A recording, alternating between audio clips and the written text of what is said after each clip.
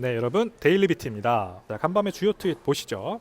알렉스 손이라고 하는 제가 굉장히 좋아하는 이 갤럭시에서 일하시는 암호화폐 관련 리서치 애널리스트이신데요. 이분이 이번에 이제 비트코인 가격 9만 불까지 떨어진 거 일각에서는 실크로드 코인이 매도되기 위해서 시장에 나왔기 때문이다라는 이제 전망이 있었죠. 분석이 있었죠. 근데 이것과는 무관하다 이렇게 선을 그었습니다.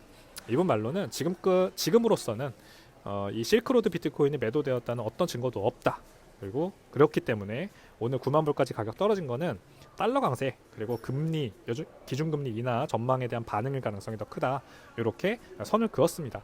맞는 말이라고 생각하고요.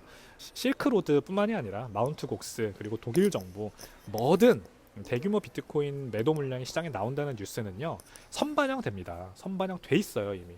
실크로드 같은 것들도 이미 예전부터 뉴스가 작년 12월에 이미 이 매도 가능성이 나왔던 뉴스에 나왔던 것이고 이번에 물론 이제 그 승인이 됐죠. 법무부가 매각할 수 있다 이렇게 승인이 되면서 매도 가능성이 커졌다는 건 있지만 이게 매도 물량이 나온다 그래서 비트코인 가격이 또 급격하게 하락하느냐 그건 아닐 거라고 저도 생각을 하거든요. 그래서 이 알렉스 손의 트윗을 한번 가져와 봤습니다. 오히려 이렇게 단기 노이즈 흔들리지 말고 가격이 떨어진다면 그냥 장기적 관점으로 바이 더 딥 하는 그런 자세가 좋지 않을까 생각을 합니다.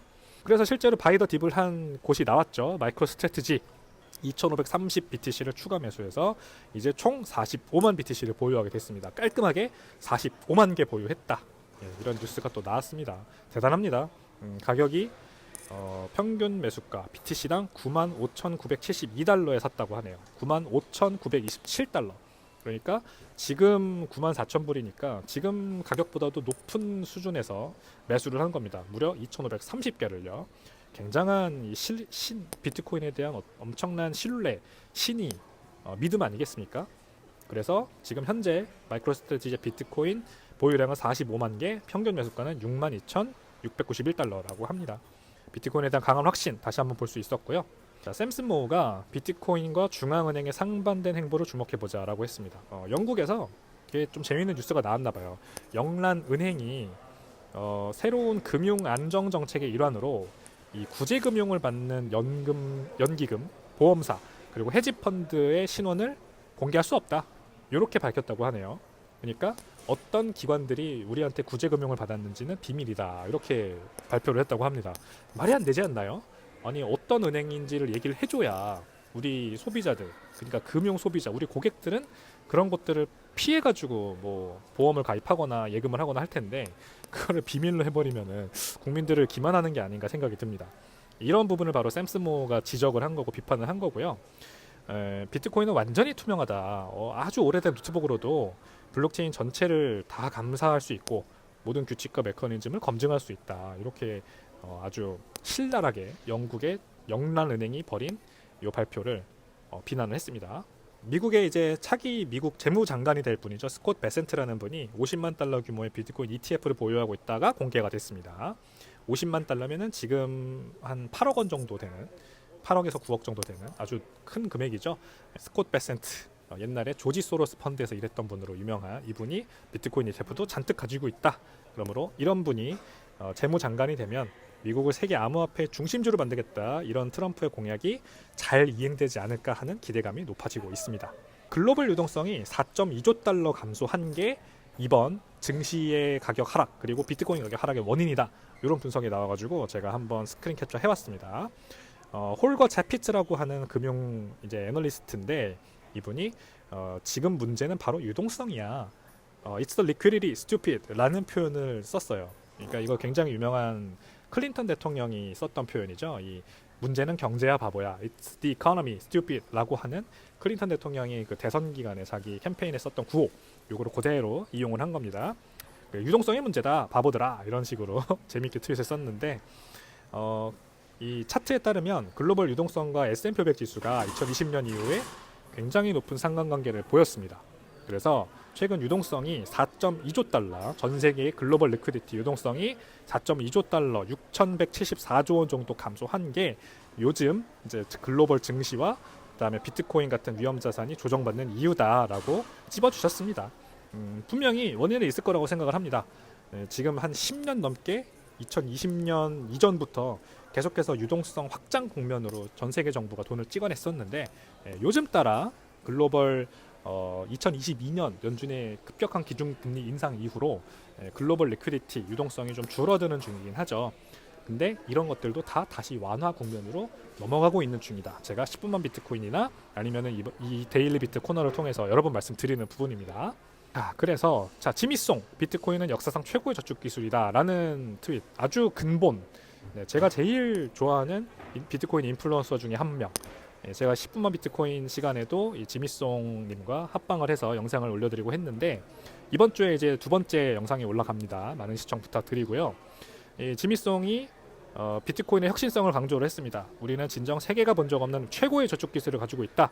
근데 안타깝게도 많은 사람들이 이를 이해하지 못하고 있다.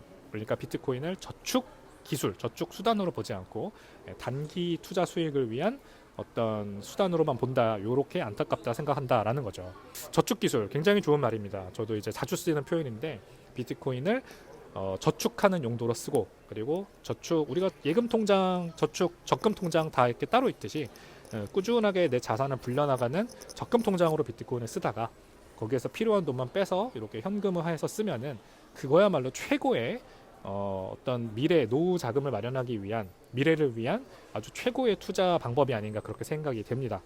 그래서 여러분들 비트코인 장기적인 안목을 가지고 투자하시길 바라겠고요. 비트코인 가격이 엄청난 널뛰기를 했어요. 지난밤에 9만 불, 8만 9천 불까지 밀리더니 아침이 돼서 다시 9만 4천 불로 회복을 해버렸습니다. 일단 9만 불로 떨어진 이유는 이제 역시 그냥 미국의 경기 과열 때문이거든요. 아무래도 이 미국이 지금 고용도 굉장히 호조고, 그 다음에 인플레이션이 촉발될 수 있는 여러 가지 주요 이벤트들 지금 결과가 앞으로 이번 주에 계속 나올 예정. 게다가 이제 뒤에도 말씀드리겠지만 원유 가격이 또 폭등을 하는 바람에 비트코인을 비롯한 모든 위험 자산의 가격이 다 좋지 않은 영향을 받았습니다. 그래서 9만 불까지 떨어졌고 10만 불을 넘게 올라갔던 비트코인 가격이 뭐 9만 불로 치면은 10% 넘게 지금 조정을 받고 있는 거라 많은 투자자분들이 마음을 졸이고 계실 것 같은데요. 아무튼 다행히 수시간 만에 다시 9만 4천 불까지 회복을 하긴 했다. 그렇게 일단은 말씀을 드리겠습니다. 트럼프 대통령이 이 마이크로 스트래티지 그리고 코인베이스 이런 미국을 대표하는 암호화폐 기업들이 직접 참여하는 형식으로 암호화폐 자문위원회를 구성 중이라는 뉴스도 나왔습니다. 그래서 뭐 CPI 뭐 이런 우려 때문에 비트코인 가격은 계속해서 조정을 받고 있지만 호재도 나오고 있다. 또 이런 호재가 응축되다 보면은 나중에 한 번에 빵 터져서 좋은 영향을 미치기도 하겠죠. 그러니까 이런 것들도 같이 보는 게 좋을 것 같습니다. 어쨌든 이 자문위원회는 그 마이크로 스트래티지, 코인베이스, 크라켄 같은 미국의 대표적인 제미나이까지요.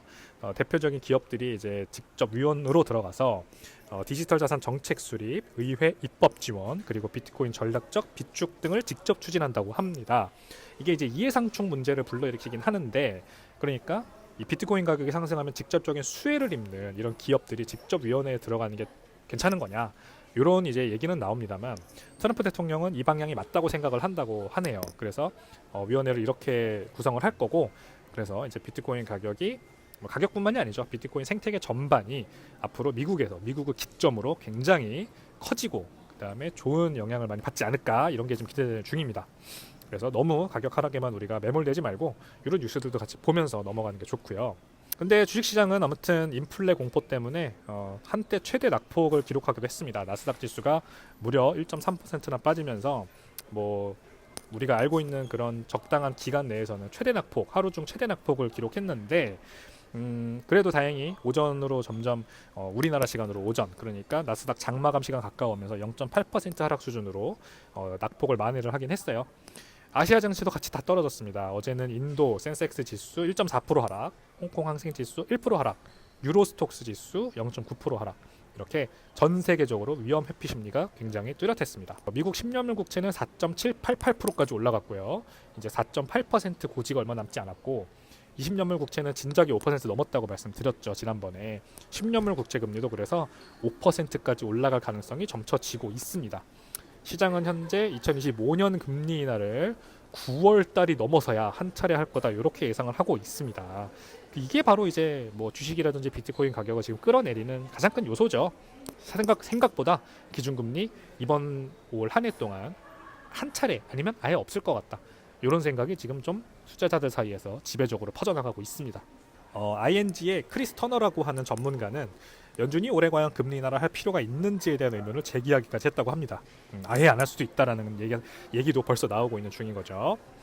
외환 시장에서는요, 달러화가 주요 통화 대비 2년 내 최고치를 기록했습니다. 달러화가 연일 계속해서 강세 이어가고 있고요. 그래서 이제 주요국 통화들, 뭐 유로화, 영국 파운드화, 그리고 아시아 통화들, 루피는 사상 최저치 기록했다고 합니다. 그리고 중국 위안화도 16개월 내 최저치 이렇게까지 떨어졌다고 합니다. 그래서 중국 당국은 나서가지고 통화 가치 방어를 약속을 했고요. 결국 이제 부양책을 쓰겠다는 얘기겠죠. 그러니까 통화 가치는 방어될지 모르겠지만 이제 중국의 내수 경기 그리고 이 국민들의 구매력 하락은 점점 더 심해질 거다. 인플레이션 문제 심각해질 거다. 이렇게 또 부정적인 여론도 나오고 있습니다. 유로화도 계속해서 떨어지고 있어가지고 이제 1유로 그러니까 1달러당 몇 유로냐 요거 환율이 1유로까지 떨어져서 앞으로는 0.9, 0.8까지 떨어질 수 있다. 이런 전망도 나오고 있다고 합니다. 굉장히 어두운 전망이죠. 원유 시장이 난리였습니다. 이제 인플레이션 문제가 계속해서 지금 대두되고 있잖아요. 여기에다가 기름을 부은 격인데 말 그대로 기름 시장이 기름을 부었네요. 브렌트유가 4%나 급등을 했습니다. 무슨 일이 있었냐? 바이든 행정부가요. 임기가 일주일밖에 남지 않았는데 러시아 제재를 했어요. 러시아 에너지 산업 제재 발표를 해가지고 브렌트유 선물 가격이 무려 4% 급등을 했습니다. 지난해 8월 이후 최고치고요. 이게 유가 상승 결국 글로벌 채권 시장 불안을 가중시키고 소비자 에너지 가격을 상승을 통해 전반적인 인플레이션을 자극할 수 있는 이런 문제가 있는 거죠. 이번 제재가 러시아 주요 석유기업 2개사와 180여 개의 유조선, 해상보험사 그리고 다수의 무역업체들을 대상으로 아주 구체적인 안으로서 제재가 시작이 된 겁니다. 발표가 된 겁니다. 그래서 이게 이제 앞으로 어떻게 에너지 가격에 영향을 미칠 거냐. 당연히 원유 가격을 올릴 수 있는 그런 요인이 되겠죠. 근데 골드만삭스는 또 너무 확대 해석할 필요 없다. 이렇게 얘기를 했다고 합니다. 이번 제재 대상 유조선들이 2024년 러시아 원유 수출의 약 25% 운송을 담당했는데 그렇다고 하더라도 이 러시아산 원유 가격이 하락하면 수입국들의 구매가 지속될 수 있기 때문에 러시아 원유 수출이 크게 감소하거나 글로벌 유가가 급등할 가능성은 제한적일 것이다. 이렇게 얘기를 했다고 합니다. 미국이 제재를 하던 말던 러시아산 원유를 계속해서 쓰겠다고 하는 반미 국가들은 있을 거다. 그리고 러시아 이제 유조선들이 제재를 받으니까 러시아산 원유 가격이 떨어질 텐데 그러면은 더 오히려 이런 것에 대한 수요가 올라가지 않겠느냐 이런 이제 전망을 한 거죠. 일견 당연히 합당하다고 보이는 그런 전망이고요. 그래서 앞으로 이번에 브렌트유 가격 4% 상승한 게 계속해서 이어질지 지켜보는 게 좋을 것 같습니다. 자, 오늘의 밈 보고 마무리하도록 하겠습니다. 아주 멋진 배우죠. 제가 굉장히 좋아하는 할리우드 배우 매튜 맥커너이가 이렇게 두 개의 상반된 연기를 하고 있는데 하나는 아주 멋진 수트를 차려입고 아주 멋진 차에서 아주 여유로운 표정을 지으면서 운전하고 있는 여유로운 표정. 그리고 그 밑에 있는 사진은 이제 다른 영화겠죠. 다른 작품인 것 같은데 굉장히 쩔어 계시네요. 담배도 피고 계시고. 참 이 상반된 이 표정 연기를 보면은 비트코인 가격이 지금은 이제 9만 불이잖아요. 근데 저 짤이 만들어졌을 때는 비트코인 가격이 6만 9천 불이었나 봐요.